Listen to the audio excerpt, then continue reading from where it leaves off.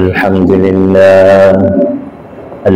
لله نحمده ونستعينه ونستغفره ونؤمن به ونتوكل عليه ونعوذ بالله من شرور أنفسنا ومن سيئات أعمالنا من يهده الله فلا مضل له ومن يضلله فلا هادي له ونشهد أن لا إله إلا الله وحده لا شريك له ونشهد أن سيدنا وسندنا وحبيبنا وحبيب ربنا وأعظمنا ومولانا محمدا عبده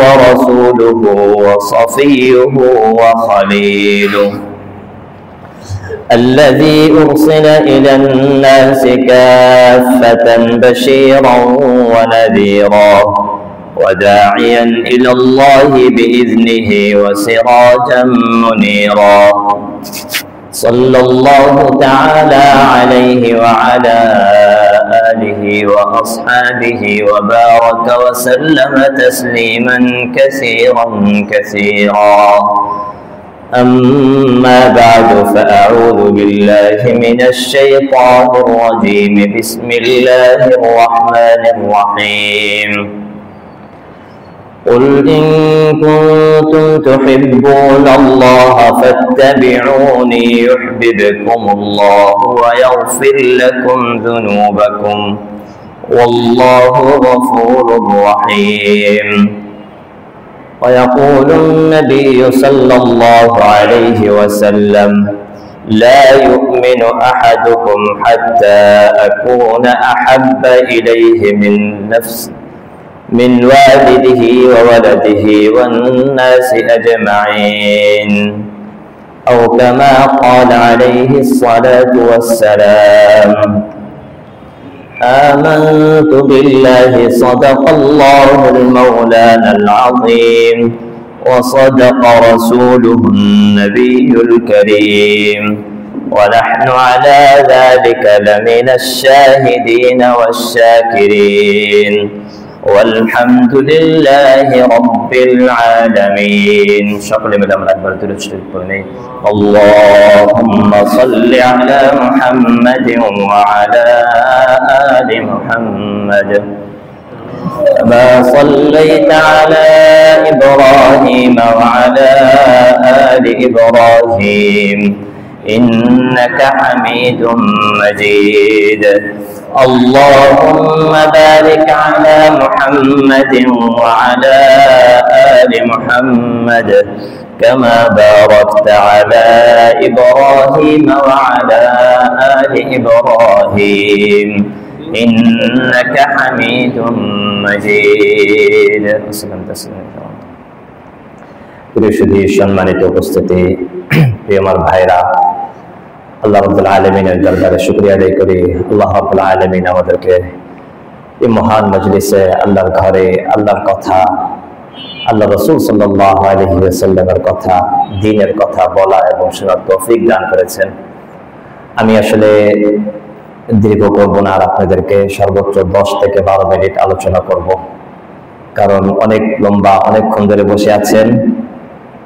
আমাদের উলামা ইকরাম মাশাআল্লাহ দীর্ঘ আলোচনা করেছেন, যথেষ্ট আলোচনা করেছেন। যদি এর উপর আমাদের আমল হয় তাহলে এটাই আমাদের জন্য নাজাতের কারণ হয়ে যেতে পারে ইনশাআল্লাহ। প্রিয় সুধী মুসলিয়ান ভাই, আমাদের যেই বিষয়ে আজকে আলোচনার বিষয়টি নিশ্চয়ই আপনারা ইতিমধ্যে বুঝতে পেরেছেন। আলহামদুলিল্লাহ, ওনারা কোরআন হাদিসের আলোকে দীর্ঘ আলোচনা করেছেন। আমি মনে করবো এটাই আমাদের জন্য যথেষ্ট। তারপরেও আমি 2-4টা কথা এই জন্য বলছি যাতে করে আমার নিজের উপর আমল করার তৌফিক হয়। নিজেরও আমি এতক্ষণ শুনতে পারিনি। আমাদের প্রোগ্রাম ছিল চিটাগাং থেকে সোজা আসলাম, এসে নামলাম এখানে। আরো আগে চলে আসার কথা ছিল, কিন্তু রাস্তার একটু পরিস্থিতির কারণে একটু দেরি হয়েছে। আমি প্রথমেই আপনাদের কাছ থেকে ক্ষমা প্রার্থী যে আল্লাহ পাক আল্লাহ পাকের জন্য বসেছেন বিধায় আল্লাহ পাকের বিনিময়ে দিবে, কিন্তু আমি হয়তো কারণ হয়েছে একটু দেরি হওয়ার, আপনারা কেউ হয়তো বিরক্ত হয়েছেন বা একটু কষ্ট হয়েছে কারো, তারপরে ধৈর্য ধরে বসেছেন, এটার জন্য আমি আপনাদের কাছে কৃতজ্ঞ শুকরিয়া জানাই এবং রব্বুল আলামিনের কাছে এই আবদার করি যেন এই প্রত্যেকটা মুহূর্তের বিনিময়ে আল্লাহ পাক আপনাদেরকে এই দুনিয়া এবং পরকালের জন্য জান্নাত দান করেন। প্রিয় সুধী, আমার ভাইরা, আলোচনাটি স্পষ্ট হয়েছে, আমি 2-4টি কথা বলতে চাই। আমরা এতক্ষণে আলোচনা দ্বারা অনেক কিছুই বুঝতে পেরেছি যে এটার ক্ষতি দিক বুঝতে পেরেছেন না, এটার থেকে বাঁচার উপায় এটাও হুজুর বলে দিয়েছেন, বুঝতে পেরেছেন না, এটার ইতিহাস বুঝতে পেরেছেন না। আমি আরো একটা জিনিস অ্যাড করে দেব এর ভিতরে, এটার পজিটিভ দিক। শুনতে কেমন শোনা যায়? এতক্ষণ হুজুররা সব নিষেধ করলো, ক্ষতির বললো, আর আমি বলি এটার পজিটিভ দিক। আসলে আমি সবসময় কথাটি সকলকে আমি বলে থাকি, সবসময় আলোচনা এনে থাকি, প্রতি বছরই এই মুহূর্তে আমি আমার জুমার আলোচনায় আমি এই কথাটি বলে থাকি যে দেখেন, মাহাব্বত ভালোবাসা, ভালোবাসার আরবি কি? মাহাব্বত।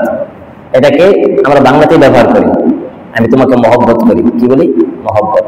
একটু গোল করে ফেলি স্বাভাবিক, কিন্তু আসল শব্দটা কি? আরবি শব্দ মাহাব্বত, আরবি তো মাহাব্বত। এই মাহাব্বতের ভালো দিক, এটা আবার কেমন কথা? ভালো দিক, আসল কথা হলো এই মাহাব্বতটা আসলে এটা তো এই ভ্যালেন্টাইন ডে যেটা এই সমাজে আমরা লিপ্ত হয়েছি, এটার ইতিহাস হয়তো আমরা শুনেছি, কিন্তু এই মাহাব্বত এটা আসছে কোত্থেকে? ভালোবাসাটা। আমরা মানুষের ভিতরে কিছু আল্লাহ পাক গুণ দিয়েছে, চোখ দিয়েছে, দেখার শক্তি দিয়েছে, দেখার জন্য, তাই না? ব্রেন দিয়েছে, এটা তার চিন্তা করি, হাত দিয়েছে, এটা তার ধরি। ঠিক সেরকম একটা হৃদয় দিয়েছে, যে হৃদয়ের মধ্যে, হৃদয়ের অনেকগুলো কাজ, তার মধ্যে থেকে একটি কাজ হলো এটা ভালোবাসার একটা জিনিস। কি বলে? আমি তোমাকে অন্তর থেকে ভালোবাসি, বলে না? অন্তর থেকে বলার রহস্যটা কি? কেন অন্তর থেকে বলার অর্থটা কি? তার মানে এটা অন্তরের একটা কাজ, অন্তরের একটা গুণ। এই গুণটা আসছে কোত্থেকে? আল্লাহ রাব্বুল আলামিন থেকে। এটা আল্লাহ পাকের একটি গুণ। আল্লাহ পাক তার এই সিফাতটাকে বান্দাকে এই সিফাতটি দিয়েছেন, এই গুণটা আল্লাহ পাক দিয়েছেন। আমি কথা দীর্ঘ করব না, এটার জন্য আমি সংক্ষিপ্তভাবে বলছি, শুধু রেজাল্টটা বলে দিচ্ছি। উদাহরণ আপনি চাইলে কোরআন হাদিস থেকে বহু কোরআন হাদিস দলিল দিতে পারবো। একটাই বলি আমি, কোরআনে আল্লাহ রাব্বুল আলামিন ফরমাচ্ছেন, কুল ইন কুনতুম তুহিব্বুনাল্লাহ ফাত্তাবিউনি ইউহিব্বুকুমুল্লাহ। আল্লাহ পাক তোমাদেরকে ভালোবাসবে। একটা কথা বলেছেন আল্লাহ পাক, একটা শর্ত দিয়েছেন, হ্যাঁ আমার বান্দারা, কেউ যদি এই শর্তটা মানতে পারে তাহলে আমি আল্লাহ তোমাকে ভালোবাসবো, আমি আল্লাহ তোমাদেরকে ভালোবাসবো। আল্লাহ পাক যদি কাউকে ভালোবাসে, আর কিছু প্রয়োজন আছে? আল্লাহু আকবার। এই যে আমরা জিকির করা, আল্লাহ উলামা ইকরাম বুজুর্গানি দিয়ে জিকির করা, আল্লাহ আল্লাহ জিকির করা, কিসের উদ্দেশ্য কি? যাতে করে আমার অন্তরে আল্লাহর ভালোবাসার যতটা পরিমাণ আসে, এটার জন্য, তাই না? আল্লাহ পাকের মহব্বত, ভালোবাসা, এটা কি জিনিস? এক ভাষায় যদি বলতে চাই, পৃথিবীর যত ওলি আল্লাহ আছে, যত বুজুর্গ আছে, যত কেরামত আছে, সবগুলোর মূল কি? আল্লাহ আল্লাহ রাসূলের ভালোবাসা, মহব্বত। এটার ফল আল্লাহ পাক কি বলেছেন? কুল ইন কুনতুম তুহিব্বুনাল্লাহ, হ্যাঁ আমার বান্দারা, যদি তোমরা আমি আল্লাহকে ভালোবাসতে চাও। আল্লাহকে ভালোবাসা এত সহজ। আমি নামাজ ত্যাগ করব, আমি ইচ্ছা মতো চলবো, আমি কি আমার ভালোবাসার বিরুদ্ধে অন্যের সাথে করবো, মান্দির সাথে করবো, মানুষের সাথে করবো, দিনের সাথে করবো, আর আল্লাহ পাককে ভালোবাসি, এই দাবি করতে পারি? হ্যাঁ, করতে পারি। আল্লাহ পাক বলেন, কুল ইন কুনতুম তুহিব্বুনাল্লাহ, যদি তোমরা আল্লাহ পাককে ভালোবাসো, আমি আল্লাহকে ভালোবাসতে চাও, তাহলে তোমাকে একটা ফর্মুলা বলে দিই, ফাত্তাবিউনি ইউহিব্বুকুম। ভাই আমার হাবিব, আপনি বলে দিন। কাকে বলতেছেন? আল্লাহ রাসূল সাল্লাল্লাহু আলাইহি ওয়াসাল্লাম। আল্লাহ পাক কোরআন থেকে আয়াত নাযিল করেছেন, আমার হাবিব আপনি বলে দিন আমার বান্দাদেরকে, যদি তারা আমাকে ভালোবাসতে চায় তাহলে কি করে যেন ফাত্তাবিউনি, সে যেন ইত্তিবা করে কার? আল্লাহর রাসূল সাল্লাল্লাহু আলাইহি ওয়াসাল্লামের ইত্তিবা করে, আর কিছু লাগবে না। আল্লাহর রাসূল সাল্লাল্লাহু আলাইহি ওয়াসাল্লামের ইত্তিবা করে। আর আল্লাহ রাসূল সাল্লাল্লাহু আলাইহি ওয়াসাল্লাম ফরমাইছেন যে আমার ইত্তিবা করলো, সে আমাকে ভালোবাসলো, সে আমার অনুসরণ করলো, আর যে আমার ইত্তিবা অনুসরণ করলো সে আমার সাথে জান্নাতে থাকলো, সে আমার সাথে জান্নাতে থাকবে। আল্লাহ রাসূল সাল্লাল্লাহু আলাইহি ওয়াসাল্লাম বুঝেন মানেটা কি? আমাদের নবী সাল্লাল্লাহু আলাইহি ওয়াসাল্লাম শুনলে অবশ্যই আমরা দুরূহমুখী নেব, হ্যাঁ, অন্যথায় আমি নিকৃষ্ট, কৃপণ অথবা আল্লাহ পাকের লানতের অধিকারী হয়ে যাব। মুহাব্বতের সাথে আল্লাহ রাসূল সাল্লাল্লাহু আলাইহি ওয়াসাল্লামের নামে দুরূদ পাঠ করো, মুহাব্বতের সাথে। আল্লাহ রাসূল সাল্লাল্লাহু আলাইহি ওয়াসাল্লাম ফরমাইছেন কি, যদি কেউ আমাকে ভালোবাসে সে যেন আমার অনুসরণ করে, আর যেদিন আমার অনুসরণ করলো, মান আহাব্বানি ফাকাদ আতাআনি ওয়া মান আতাআনি কানা মাই ফিল জান্নাহ, অথবা তার উল্টা, আমার সাথে সে জান্নাতে থাকবে। সুবহানাল্লাহ, কোন জান্নাত? সর্বোচ্চ স্তরের জান্নাত। ইত্তিবা। আল্লাহ রাসূল সাল্লাল্লাহু আলাইহি ওয়াসাল্লাম ফরমাচ্ছেন যে আমার সাথে সে জান্নাতে থাকবে, আমার সাথে সে জান্নাতে, আমার স্তরের জান্নাতে সে থাকবে। সুবহানাল্লাহ। রাজত্ব যদি বলা হয় যে তোমাকে দেশের রাজা যেই হলে থাকে, যে সেখানে তোমাকে রাখা হবে, তাহলে তো কত আনন্দিত হব, কত গর্বিত হব। আল্লাহ রাসূল সাল্লাল্লাহু আলাইহি ওয়াসাল্লাম ফরমাচ্ছেন, আরে কেউ যদি দুনিয়াতে মদিনায় যেতে পারে, আল্লাহ রাসূল সাল্লাল্লাহু আলাইহি ওয়াসাল্লাম রওজা হাজিরে দিতে পারে, সেটাই তার জন্য কত ভাগ্যবান মনে করে থাকে। কি ভাগ্যবান মনে করেন আপনারা? কি আপনারা কি যেতে চান না? ইনশাআল্লাহ। কি আল্লাহ রাসূল সাল্লাল্লাহু আলাইহি ওয়াসাল্লামের রওজায়ে আতহারে হাজিরে দিতে চান না আপনারা? আল্লাহ পাক আপনাদের সকলকে তৌফিক দান করুন। আমিন। সেখানেই যদি যেতে চায় তাহলে আখিরাতে, পরকালে জান্নাতে তার সাথে থাকা। আর আল্লাহ পাক কি ঘোষণা করছেন? ইউহিব্বুকুমুল্লাহ, এক নম্বর, ওয়া ইয়াগফির লাকুম যুনুবাকুম ওয়াল্লাহু গফুরুর রহিম। আল্লাহু আকবার। আল্লাহ পাক প্রথম বলতেছেন, তোমরা আমাকে ভালোবাসবা, আমার হাবিবের অনুসরণ করো, আমাকে ভালোবাসতে লাগবে না, আমি আল্লাহ স্বয়ং তোমাদেরকে ভালোবাসবো। আল্লাহ পাকের ভালোবাসা, আর কিছু লাগে? এখন ভালোবাসা, ভ্যালেন্টাইন ডে, এটার নমুনা দুনিয়াতে সবচেয়ে সর্বোচ্চ যদি আমরা জানি, কিচ্ছা কাহিনী, গল্প হোক আর যেটাই হোক, তাহলে কোনটা সেটার নমুনা? ভালোবাসার নমুনা। ইতিহাস তো শুনছেন, ভালোবাসার কেউ যদি উদাহরণ দিতে চায় তাহলে কার উদাহরণ দেয় বলেন তো? শুনতে পারি না। দুনিয়াতে কেউ যদি ভালোবাসার উদাহরণ দিতে চায়, লাইলে মাজনু, জাযাকাল্লাহ খায়র, লাইলে মাজনু উদাহরণ দেয়। আরে লাইলে মাজনু ভুলে গেছেন আপনি? কোন লাইলা, কোন মাজনু, হয় মাজনু, কত রকমের কোন ভাষার পৃথিবীতে যে তাদের গল্প রচনা হয়নি, তাদেরকে উদাহরণ দেওয়া হয়। গল্পটা যদি সেটা সত্য হোক আর মিথ্যা হোক, গল্পের শেষে কি পড়ছেন? শেষ পর্যন্ত কি হয়েছিল আসল হাকিকত? সেই যখন নাকি মজনুকে শেষ জামানায় লাইলি গিয়ে বলছে যে আসো, তোমাকে পেলাম, তোমার কাছে আসলাম, তখন সে উত্তর দিয়েছিল যে আরে তোমাকে ভালোবাসতে গিয়ে তো আমি আমার আসল ভালোবাসার জিনিস পেয়ে গেছি, এখন তোমার আর প্রয়োজন নেই, আমার যাকে ভালোবাসার প্রয়োজন ছিল আমি তাকে পেয়ে গিয়েছি। স্বাভাবিক, আমি যখন একটা জিনিস, কোনো জিনিস প্রয়োজন বোধ করি, অনেক খুঁজি, তালাশ করি, তখন কি করি? এজ এ মুসলিম, আমি একজন মুসলিম হিসাবে আমি কি করি? হায় আল্লাহ, আমার এই জিনিসটা মিলা দাও, হায় আল্লাহ। আমরা ভালোবাসতে, প্রেম করতে ভালোবাসি যখন, সেটা থেকে আমরা কি করি? যে হুজুর একটু দোয়া করেন আমার ভালোবাসা, একটু আমল শিখাতেন যেন আমার ভালোবাসা আমাকে যেন বুঝতে পারে, এটাই তো বলি। যদি এটা করতে করতে যদি আপনি আল্লাহর ভালোবাসাকে পেয়ে যান, আল্লাহকে যদি পেয়ে যান, তাহলে আল্লাহর কসম আপনারা দুনিয়ার কারো ভালোবাসার কথা আপনার আর মনে থাকবে না, আপনার আর কারো ভালোবাসা মনে থাকবে না। আল্লাহ পাকের ভালোবাসা যে এত আশ্চর্যজনক একটা জিনিস যে দুনিয়ার সমস্ত ভালোবাসা একদিকে করে থাকবে, আর আল্লাহর ভালোবাসা আপনার সবকিছুতে সবচেয়ে বেশি ভালো লাগবে আপনার কাছে। এই জন্য বুজুর্গানে দিন রাত, দিনকে দিন, রাতকে রাত না খেয়ে না ঘুমায় থাকতে পারেন। কিসের জন্য? কেন? আল্লাহর ভালোবাসা। আর আল্লাহর ভালোবাসা, আল্লাহর ভালোবাসার জন্য, এটার জন্যই, এটার জন্যই। আমরা কি ভালোবাসা পেতে চাই না? তো এই গুণটা আল্লাহ পাকের গুণ থেকে দিয়েছিলেন আমাদেরকে। আল্লাহ পাকের এটা গুণ যে আল্লাহ পাক ভালোবাসেন। আর আল্লাহ পাক ভালোবাসেন কাকে? তার মাখলুকের মধ্যে আল্লাহ পাক তার বান্দাদেরকে যে ভালোবাসেন, সেই ভালোবাসা আমরা ভাষায় বলতে পারবো না, আপনাদেরকে ভাষায় বোঝায় বলতে পারবো না।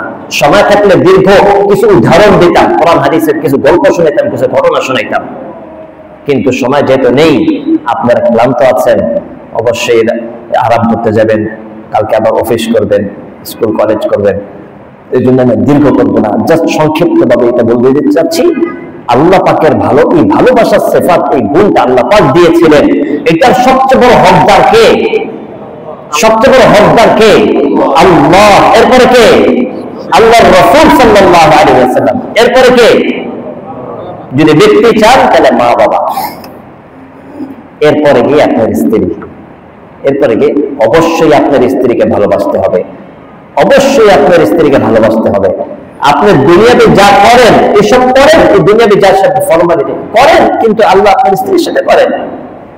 শরীয়তে অনুমতি দিয়েছে, আপনার ভালোবাসা দেখান, প্রকাশ করেন, আপনার স্ত্রীকে করেন। কিন্তু কি হয়, বিয়ে করে ঘরে স্ত্রী রাখছি, স্ত্রীর ঘরে ঢুকলে খিটখিট মেজাজ, গালাগালি, এটা করো, এটা কেন, এটা কেন, সেটা কেন, আর বাহিরে অন্য মানুষের সাথে ভালোবাসা দেখাচ্ছে, খুব ভালো মহব্বতের সাথে, খুব ভালোভাবে তোমার জন্য ত্যাগ করছি।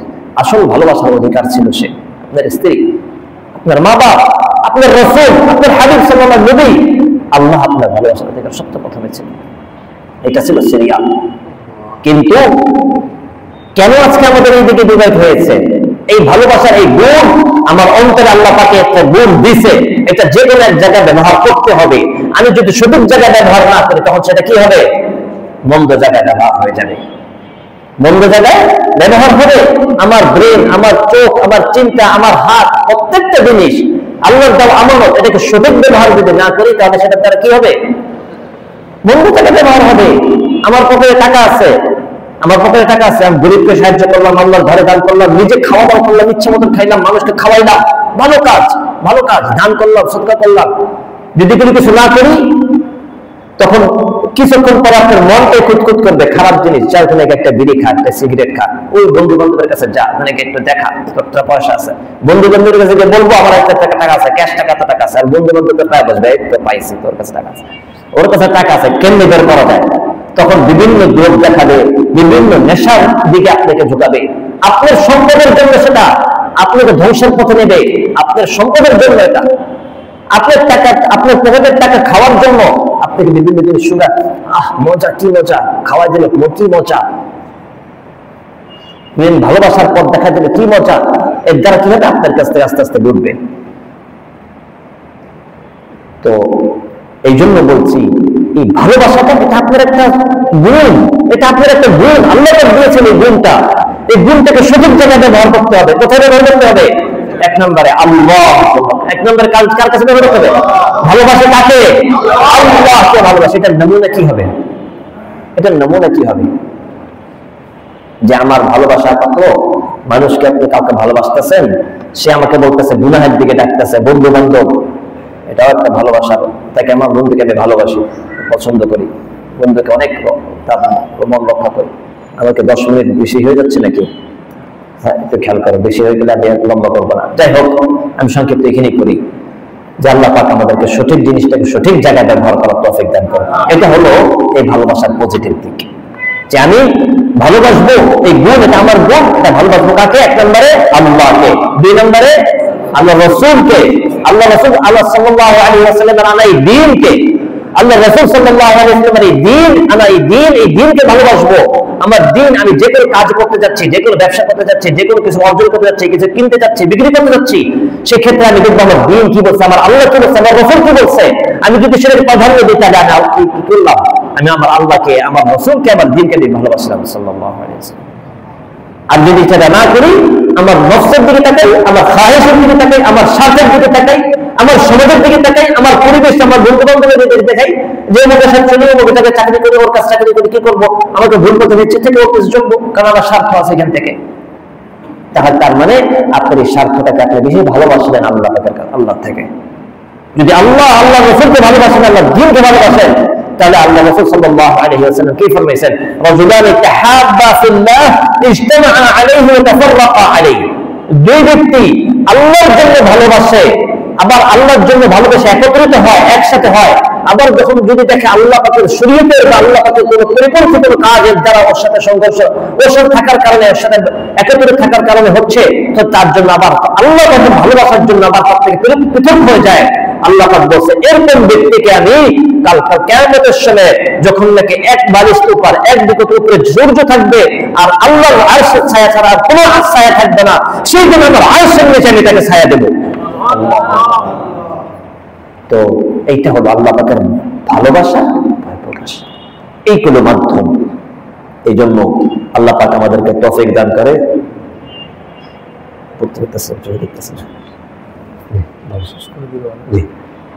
তো আল্লাহ পাক আমাদেরকে তৌফিক দান করুক, ভালোবাসা এই গুণটাকে সঠিক জায়গায় ব্যবহার করব। কথা শেষ। ঠিক আছে তো? ঠিক আছে ইনশাআল্লাহ। নিয়ত করছেন, আযাম করছেন, ইনশাআল্লাহ যদি এই জায়গায় ভালোবাসা যদি দিতে পারেন, বেনিফিট কি পাবেন জানেন? একটা হাদিস আপনাকে বলে শেষ করে দিই আমি। আল্লাহ পাক ঘোষণা করে যে এই বান্দা আমাকে ভালোবাসছে, মনে রাখো অমুকের ছেলে অমুক, নাম নিয়ে আল্লাহ পাক বলে। ওই সাহাবীর কথা মনে আছে যে সাহাবীকে আল্লাহ রাসূল সাল্লাল্লাহু আলাইহি ওয়াসাল্লাম একবার বলছেন যে আল্লাহ পাক তোমার জন্য সালাম পাঠিয়েছেন। সেই সাহাবী কেঁদে দিয়েছেন, ইয়া রাসূলুল্লাহ, আল্লাহ পাক কি আমার নাম নিয়ে পাঠিয়েছেন, নাম নিয়ে বলছেন? সেই সাহাবী খুশির চোটে বেহুশ হয়ে যাচ্ছেন, একদম বেহুশ হয়ে গেছেন। আল্লাহ পাক আবার বলতেছেন, আল্লাহ পাক আমার নাম নিয়ে বলছেন। আল্লাহ পাকের রাসূল সাল্লাল্লাহু আলাইহি ওয়াসাল্লাম ফরমাইছেন, আল্লাহ পাক প্রত্যেকটা ব্যক্তির নাম নিয়ে ঘোষণা করেন যে হে জিবরাইল, জিবরাইল আলাইহিস সালামকে ডাকতে বলে এই অমুকের ছেলে অমুক, তাকে আমি ভালোবাসছি, তাকে আমি ভালোবাসছি, এই কারণে আমি তাকে ভালোবাসছি। হে জিবরাইল, তুমি তাকে ভালোবাসো। জিবরাইল আলাইহিস সালাম আসমানবাসী এই অগণিত যে ফেরেশতা আছে, অগণিত যে ফেরেশতা, যত প্রকারের ফেরেশতা আছে, সমস্ত আসমানবাসীকে ঘোষণা করে, হে আসমানবাসী, আল্লাহ পাক যে এই ব্যক্তিকে অমুকের ছেলে অমুক এই ব্যক্তিকে ভালোবাসছে, আমি জিবরাইল এই ব্যক্তিকে ভালোবাসছি, হে আসমানবাসী তোমরাও ভালোবাসো। আসমানবাসী তাকে ভালোবাসা শুরু করে। আসমানবাসী পরে জমিনবাসীকে ঘোষণা করে, হে জমিনবাসী, আল্লাহ পাক এই ব্যক্তিকে ভালোবাসে, জিবরাইল আমিন এই ব্যক্তিকে ভালোবাসে, সমস্ত আসমানবাসী ফেরেশতারা তাকে ভালোবাসে, হে জমিনবাসী তাকে তুমি ভালোবাসা শুরু করো। এর ফলে কি হয়? প্রত্যেকটা জীব জানোয়ার, প্রত্যেকটা বস্তু তাকে ভালোবাসা শুরু করে। প্রত্যেকটা জিনিস, প্রত্যেকটা বান্দার অন্তরে তার ভালোবাসা এসে পড়ে। তাকে দেখলে চেনে বা চেনে না, তাকে দেখলে ভালো লাগে, আসসালামু আলাইকুম খুশি মনে সালাম দেয়, খুশি সালাম দিতে পেরে তার অন্তরটা ভালো লাগে, খুশি লাগে, আনন্দিত হয়। এই ভালোবাসা কে দিয়েছে? আল্লাহ রাব্বুল আলামিনকে ভালোবাসলে এইটা হয় রেজাল্ট। যেদিকে যাবেন আপনি, যেখানে যাবেন সেখানে ভালোবাসা পাবেন, যেখানে যাবেন সেখানে ভালোবাসা যাবেন। যে ব্যক্তির কাছে যাবেন তার কাছ থেকে ভালোবাসা আপনি পাবেন, যে বস্তুর কাছে যাবেন সেখান থেকে আপনি ভালোবাসা পাবেন, যেই প্রাণীর কাছে যাবেন সেখান থেকেও আপনি ভালোবাসা পাবেন। এইটা হলো রেজাল্ট। এর চেয়ে বড় আর কিছু পেতে চান? আপনি তো কাউকে ভালোবাসতে চান এই জন্যই যে তার থেকে আপনি ভালোবাসা পাবেন, তাই নাকি? কিন্তু যদি সমস্ত পৃথিবীবাসী আপনাকে যদি ভালোবাসে, আর কিছু ভালোবাসার প্রয়োজন আছে আপনার? এটার ফর্মুলা কি? আল্লাহকে ভালোবাসেন। আর আল্লাহকে ভালোবাসতে হলে কি করতে হবে? রাসূল সাল্লাল্লাহু আলাইহি ওয়াসাল্লামের অনুসরণ, ইত্তেবা। সবাই রাজি আছেন ইনশাআল্লাহ? আল্লাহ পাক আমাদের সকলকে তৌফিক দান করুক। আল্লাহ পাক যেটা বলছে এবং যা আমল করেছি, যা শুনেছি, প্রত্যেকটির উপর আমল করার তৌফিক দান করুক। আল্লাহ পাক আমাকে এই ভালোবাসাটা, আল্লাহ রাসূলের ভালোবাসা আমার অন্তরের স্তরে একদম গেড়ে দেখ। আল্লাহ পাক আমাদের অন্তর যেন চিনলে যেন আল্লাহ পাকের ভালোবাসা বের হয়, আমার অন্তর চিনলে যেন আমার নবীর ভালোবাসা আসে, আমার অন্তর থেকে বের হয়, আমার অন্তর চিনলে যেন আমার দ্বীনের ভালোবাসা আমার থেকে আসে। আল্লাহ রাব্বুল আলামিন আমাদের প্রত্যেককে তৌফিক দান করুন। আচ্ছা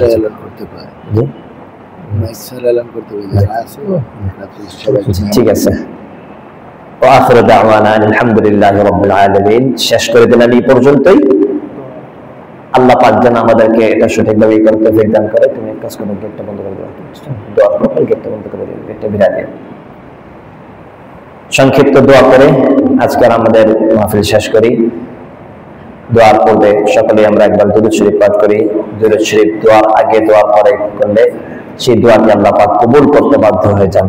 এই জন্য আল্লাহুম্মা সাল্লি আলা মুহাম্মাদিন ওয়া আলা আলি মুহাম্মাদ কামা সাল্লাইতা আলা ইব্রাহিম ওয়া আলা আলি ইব্রাহিম ইন্নাকা হামিদুম মাজিদ। اللهم بارك على محمد وعلى آل محمد كما باركت على إبراهيم وعلى آل إبراهيم إنك حميد مجيد.